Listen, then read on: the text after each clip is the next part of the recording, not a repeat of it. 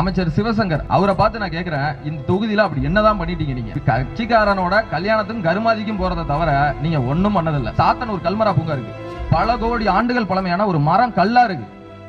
இங்க இருக்கிற இந்த பகுதியில் இருக்கவங்களுக்கு தெரியும், ஆனா பெரம்பலூர் மாவட்டத்தில் இருக்கிற இவங்களுக்கே தெரியாது ஒரு மரம் கல்லா பெரம்பலூர் மாவட்டத்துல இருக்கு.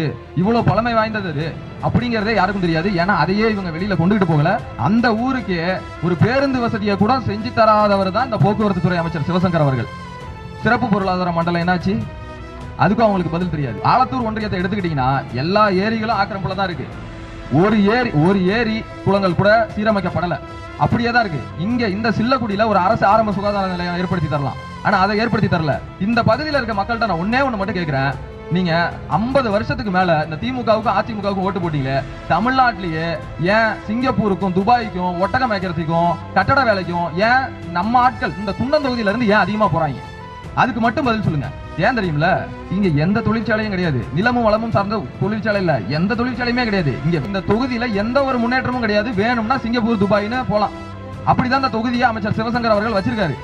அவருக்கு இதுல வேற அவர் 2 அண்ணன் சொன்னாரு, வேற யாருக்கும் தகுதி இல்லையா, அவருக்கு ஏன் 2 இதுன்னு? ஆனா அவருக்கு வார்டு கவுன்சிலர் ஆகிறதுக்கே அவருக்கு தகுதி கிடையாது. அந்த திமுகவில் யாருக்குமே ஒரு வார்டு கவுன்சிலர் ஆகிற தகுதி கூட கிடையாது.